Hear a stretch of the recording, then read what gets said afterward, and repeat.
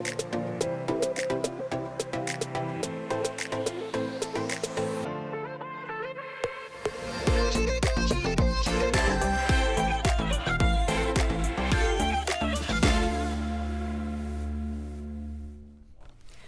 to In Focus. I'm your host, Ann Sadek. Today we have Cal State Fullerton alum Jay Carvin. He is the Senior Director for Solutions Development at Defensive Networks, a team renowned for being a trusted partner to enterprise IT leaders. With a deep understanding of complexities involved in technology procurement, Jay and his team assist these decision makers as they navigate some of the most critical and sensitive challenges in the ever-evolving tech landscape. His leadership ensures that the Defensive Networks remains at the forefront of providing innovative and secure solutions that empower organizations to make informed and strategic choices in their technological investments. Without further ado, Jay Carvin, welcome to the show. Thanks, Ann. Happy to be here. Just to start, we have mentioned that you're a Cal State Fullerton alum, Yeah. so welcome back. Thank you. How do you think that your time here at Cal State Fullerton helped prepare you for your current role at Defensive Network Group? Yeah, so, it's interesting. I was thinking about that earlier today, and I realized, when I came to study here at Cal State Fullerton, it was, I was actually a business administration major with an emphasis in marketing, which I don't use at all anymore, right? But throughout that time, I got a lot of experience in soft skills and through all the involvement I had here on campus. And so I'll tell you about some of it. Just some of the basics about Cal State Fullerton is most teachers, at least back then, had an open door policy, so it was really easy to get to understand assignments and projects, and I took advantage of that a lot. I think what really helped me on that side of things was, understanding expectations of a goal or an assignment. So when there was assignments done, I wanted to exceed. I had an Asian mom who was kind of, hard on me and making sure I had good grades. So I always wanted to clarify what the objectives were in assignments, and so having time with professors here on campus, it was really nice being able to have that one-on-one, understand what their expectations really were, because sometimes it's not super clear, and that really translated a lot into my career. So, working with a boss that you have, a lot of times they ask you to do things or need you to execute on something, and if you don't know really what their expectation is or the goal is, it's going to be really hard to fulfill that and really exceed. And then on campus, I know that I was involved a lot. So a lot of it was actually within ASI. So that's the student government on campus. I can tell you guys they're still around. So that's good. That's good. I was elected to the board of directors to represent the College of Business 2 years in a row. I think that was my sophomore and junior year here. And a lot of that, I dealt with meeting with my constituents, so a lot of the organizations that dealt with that were here on campus, representing the business community or the business school, and what they were trying to get funding for, and then taking those needs and representing that to the overall board of directors for ASI to get funding approved and be able to share those funds to create great events that were educational. For both our students and for faculty, and also brought in great speakers. So that on its own brought a lot of, I feel like that really helped me to understand the business side of things. Initially, understanding how, how you sometimes you have people that rely upon you in return to get things done. And I think that translated a lot throughout my career. And then my last year here at Cal State Fullerton, I was the Chief Administrative Officer for the executive staff for ASI. And so I was in charge of basically delegating and intaking members who wanted to be a part of the organization and putting them on different committees and things like that. So a lot of delegation there. And that plays a lot into obviously running a team and making sure that things go smoothly. So being able to delegate and be able to dish out responsibilities without micromanaging, that experience was really helpful. So all in all, I think if I had to give anyone advice on when they're here on campus. It's really to get involved as much as you can. There's so many resources here, and a lot of the skills that you learn are not coming from your regular studies and books, but it's through your interactions with your professors, other students, other faculty, and a lot of the things that you need that are going to propel you forward after college are really in those things, and they're available here. So. And then going back to what you mentioned about a bunch of professors having open door policies, were there any particular professors or courses that you took here that you feel like had a significant impact on your educational experience and on your role with your job now? Yeah, so in my educational experience, there was definitely one professor, Sunil Thomas. He was a marketing professor here. I think he still works here. If he does, he's definitely been working here for like 20, 25 years. Wow. I was in university honors, and one big thing that is required is that we put together almost like a thesis. We write a book, basically, and mine was based on creating a business plan on like the future of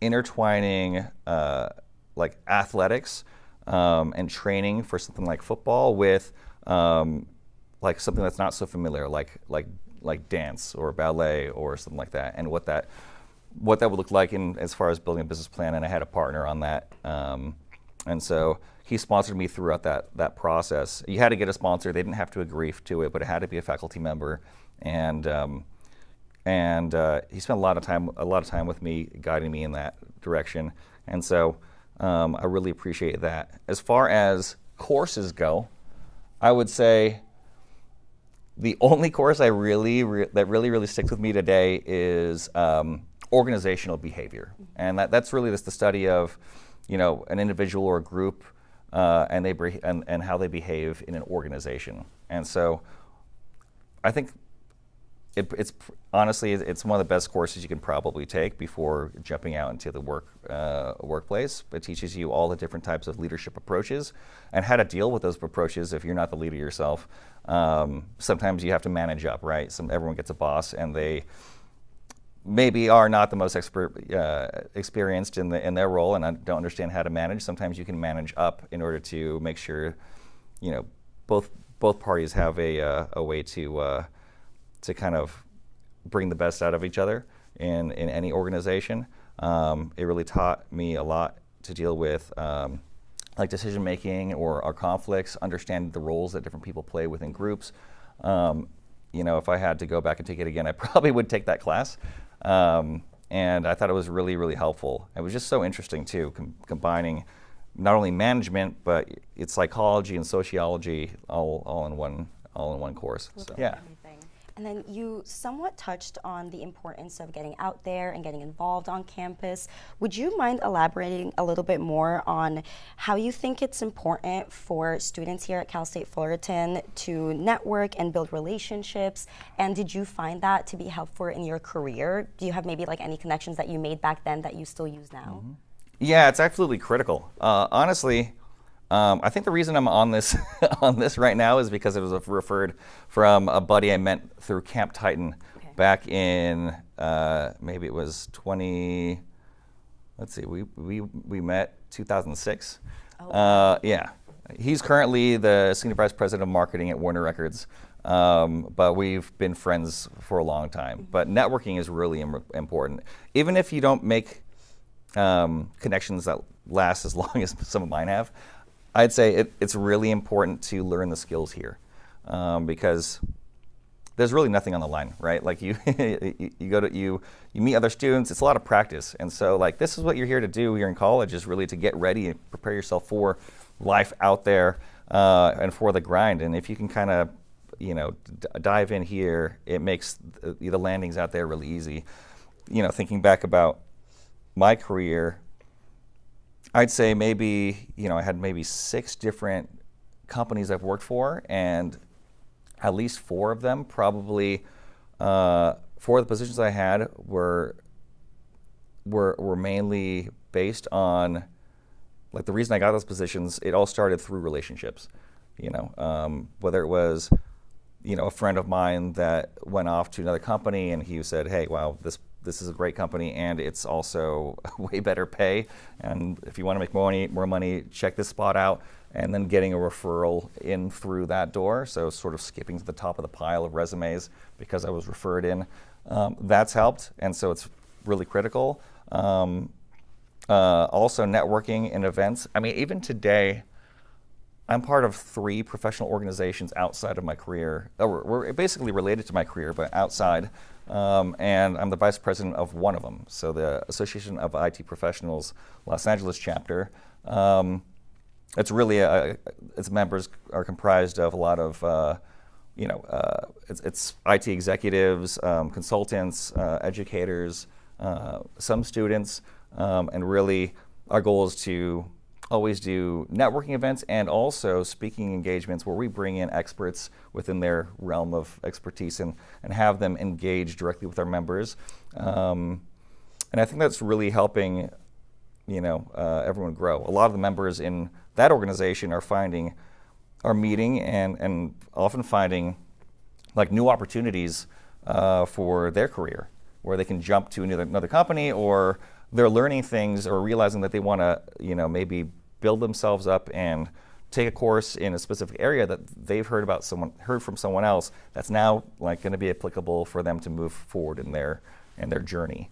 So if you haven't already, I would say networking is a good place to, it's a good skill to have, and it's really important to do. Definitely, and I agree. And I think in a world where social media is such a big aspect of people's lives and we have so many resources out there, I think it's important to take advantage of that and connect with people and just network with as many people as possible, because you never know who you're going to meet and what's going to get you where. So I do agree. And then as somebody who spent years studying marketing, what initially sparked your interest in technology and cybersecurity industries? Good question. So a little bit of backstory. So I started marketing, and honestly, I thought, and everything changes for everyone, but I thought, man, as soon as I graduate, I was like, I'm a part of so many things.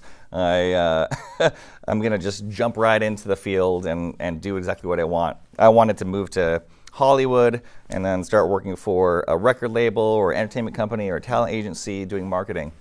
And it was like, man, it's going to be exciting. So I jumped the gun, moved to Hollywood.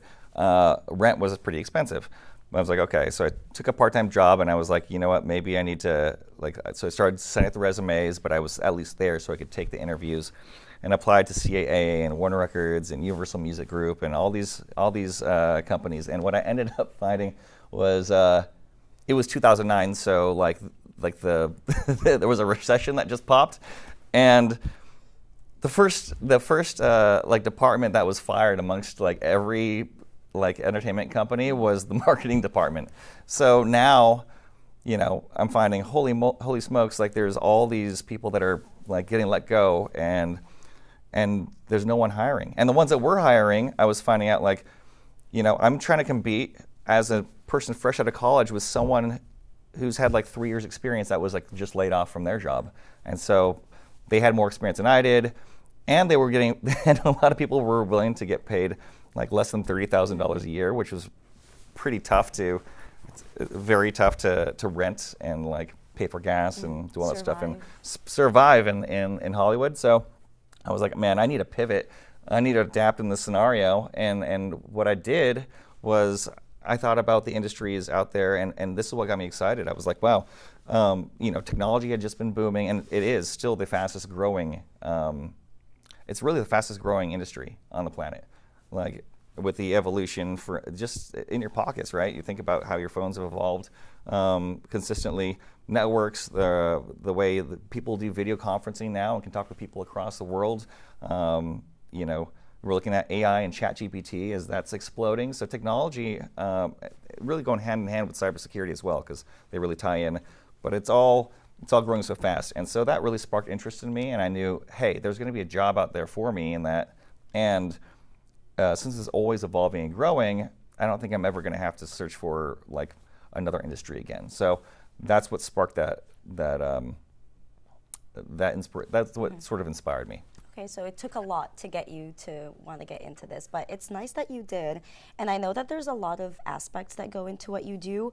What would you say is the most rewarding about working in technology and the cybersecurity space? Specifically cybersecurity, it feels really good when my clients tell me, like, hey, your solution helped us like thwart ransomware and saved our company. Wow. It really helps because, you think that there's all these companies out there and you think that most of them are like pretty set and like secure, but the diversity of attacks and the number of threats that are coming out, especially with the the use of large language models or like ChatGPT and the access to those things, it's just ramping up exponentially. And so even smaller companies are getting hit, and it really helps. It makes me feel good when I've got clients saying, "Hey, you really helped me." We do have some clients that come in to us. They're like, "We were just ransomwared," so it's rewarding being able to say, "Hey, we can give you guidance on." What you need to do next for incident response, contacting your legal attorneys to make sure that you're doing the appropriate things compliance-wise and in line with the regulatory laws in place, and then being able to make sure they harden their security posture from there. But it's all been pretty rewarding, and it ranges. We worked with startups, of like 50 employees, all the way up to Fortune 10. We've got Amazon's a client, Google's a client, Hulu, Sonos, and we've got a lot of Department of Defense contractors that utilize us. So it's all over the place, but it's really rewarding to kind of feel that from so many different types of companies. To know that your work is actually benefiting these companies. Right. That's amazing. And you've been working in this field for such a long time now. It took you a while to get to where you are. What advice would you have to someone who's looking to break into the similar field with cybersecurity and technology? Right. So that's a great question as well. If you're looking to break into the field, and I think this may go for a lot of different. If you're looking to break into any field, immerse yourself. And like what I mean by that is surround yourself with it. So I know in cybersecurity, there are a lot of organizations. I'm part of 3 myself, but there are a ton of organizations that you can join or attend meetings for free. Or you pay a small price since you're not a member, and you can attend. And there's conferences constantly in Southern California, all over California. There's at least 1 or 2 conferences every month. And so, my thought is if you want to get into it, the first step, immerse yourself, get in, understand if you really want to be in it. Is there something that fascinates you when you hear people talking about cybersecurity? There's so many different fields. You could be a network systems integrator, you could be a security analyst, you could eventually want to be a chief information security officer. There's the list goes on, and it's constantly expanding. So if you can kind of get an idea of where you want to, what fascinates you, then you can work backwards from there. So step 2 would be, hey, does it fascinate you? Are you interested in it? If you immerse yourself into the project. Step 2 would be, hey, after understanding the field a little bit more, the space, go look at positions that maybe you eventually want to have.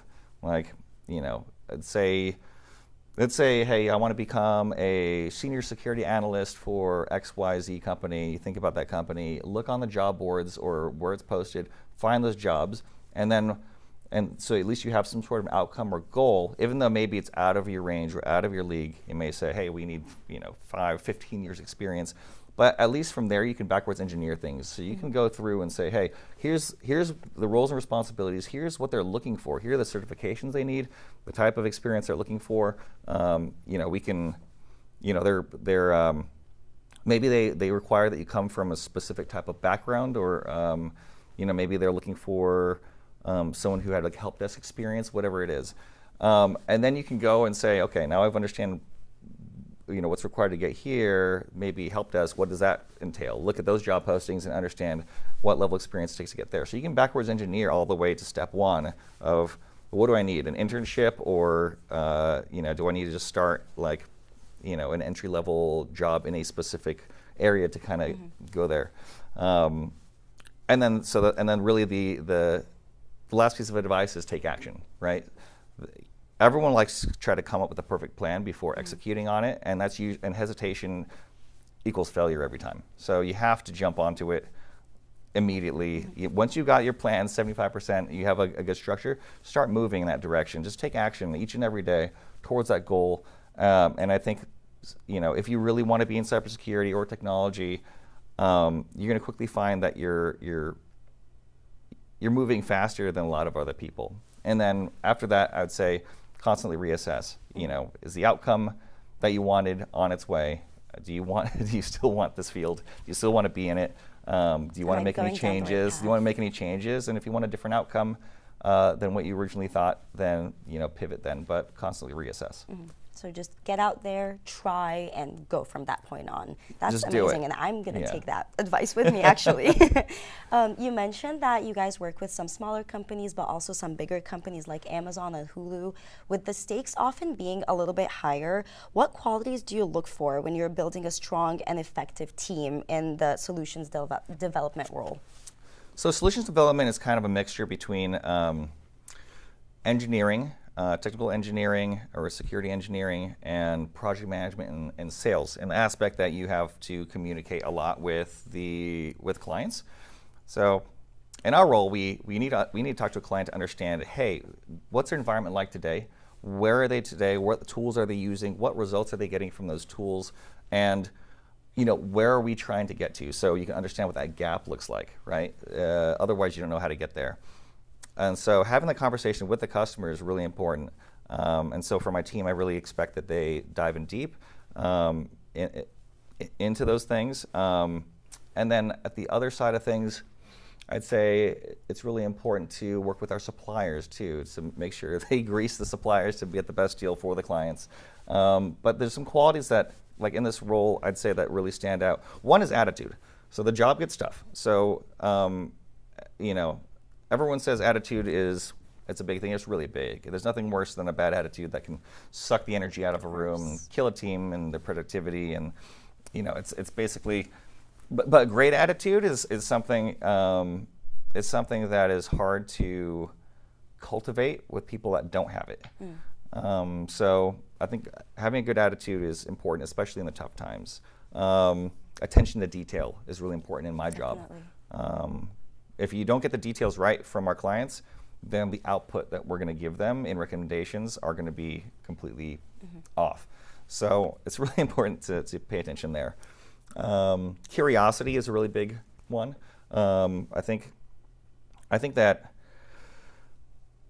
I think people aren't curious enough sometimes. If you're always asking questions and curious about something, it really helps. So that it's that sort of continuous learning mindset where you ask questions to get to the next level. Like, if you're that person that was wondering what word, someone said a word and you're wondering what it is, and you pull out your phone and you Google it, like that's what I like to see. Like, what does it mean? How does it work? If you like to figure out how things work and tinker, and you're curious about the world in general, you're going to be better in any job that you're in.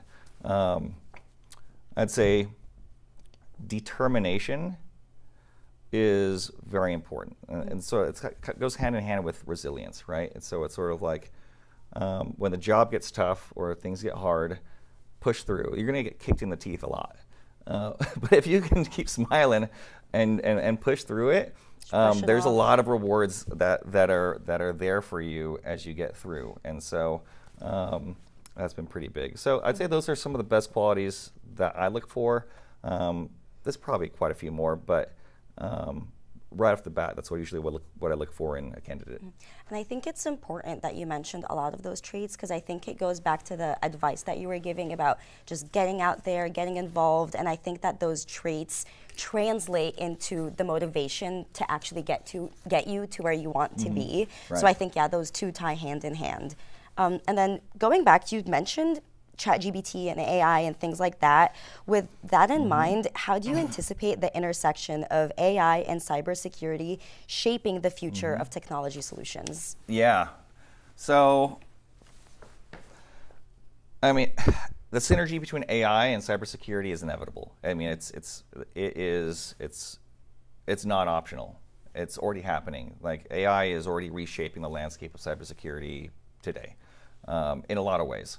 On the bad side, we've got hackers using, LLMs and generative AI to be able to develop code in 0 days constantly. So it's really easy to get in through that. Or they're using it to come up with really great emails for phishing campaigns to send out to unsuspecting Susie in finance. So and she clicks on it thinking she's getting she needs to get $1 million worth of gift cards from Walmart for her CEO for some reason. It's there's a lot of trickery out there, and it's constantly getting smarter. And so, like on my end, at Defensive Networks, we have a lot of ethical hackers. So we actually do the same thing. So we actually use those tools to create 0 days and test out tools for product benchmarking to see how effective those tools really are against today's threats in the marketplace, right? And so, so we're using it from a research and understanding standpoint.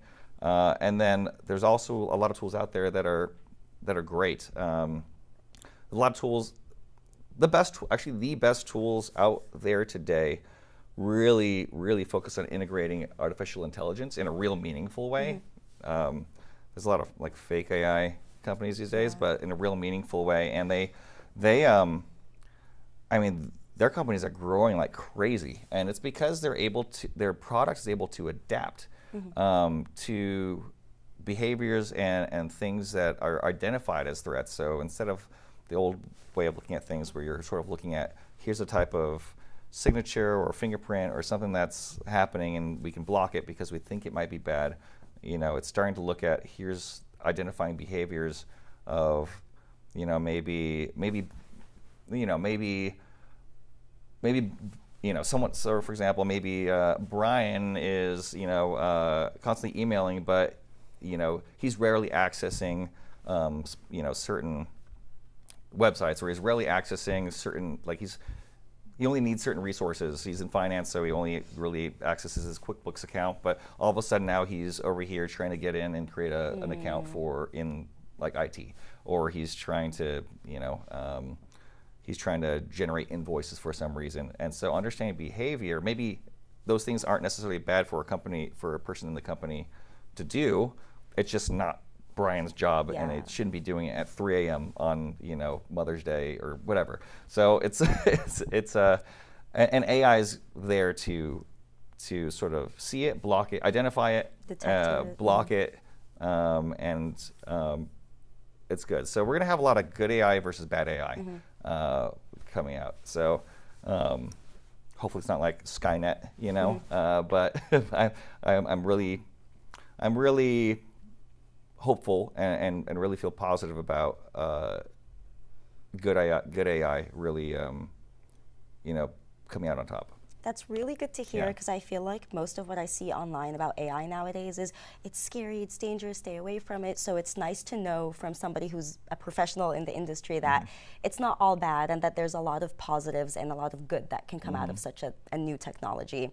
And then the last question I have for you today is, what's your vision for the future of defensive networks, and what impact do you hope to have in the technology space moving forward with your team? Yeah, so I think something special that we've done really is, and I'll give you a little background real quick. So there's a lot of noise out there in cybersecurity. It's like trying to buy, if you're not in the space, it's like when you're trying to buy security products, it's like going to Bevmo and looking down and seeing like a tremendous amount of wines and not knowing what's right for you and what you need to get. In this space, there's a lot of noise. Every vendor says their product does. There's a general overselling of capabilities, so they usually say that the product can do more than it actually does. A lot of it's just marketing, and a lot of them say that their company does it the best. No one wants to say, hey, we're the 6th best in whatever the solution is, so they're going to say they are the best.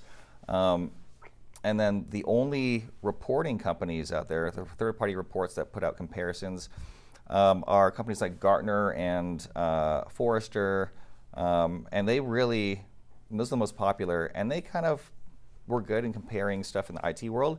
But in cybersecurity, when you're comparing products and services, you need to know efficacy is a very important key. Does it work? Does it block? Does it tackle? And so what we're finding is a lot of people buying things based on those, on like Forrester or Gartner reports, and they really only measure like the ability to execute and the like completeness of vision, right? And what those look like. But what that really means is, hey, you know, how good has their marketing been, and how many sales do they make versus, you know, how many features, what's the depth and breadth of like some of the features that they have, where it's not really measuring how well the tool works against today's threats. And so our organization is really, I'd say, the first and the leading organization when it comes to benchmarking efficacy. And so we run today's, like I was telling you earlier, you know, we create 0 days, we run exploits on these tools to see how they withstand it. Do they detect? Do they block? Do they are they efficient? Are they efficient? And like, can you run it with the team you have? You know, like if you get a tool and it only works if you've got 7 people working on it 24/7, then you're not. Then that's a lot more added cost, right, in labor. So it's really important to know those things. So I think our benchmarking program, I would love for, my vision would be for the future of defensive would be for that to become a globally recognized leader in the space for that. And I mean, from what you've said, it seems like you guys are well on your way to becoming that, especially because you have such important clients. I think it only makes sense that with time, with your experience, with your knowledge, and with such a strong team, you guys are going to get the recognition that you deserve. Oh, thanks, Ann. Appreciate it. Thank you so much for your time today. Thank you for having me. This has been so informative. That concludes today's episode with Jay Carvin, a proud Cal State Fullerton alum and Senior Director at Defensive Networks. His work helps companies tackle some of the toughest challenges in technology, making sure they can make smart, safe decisions.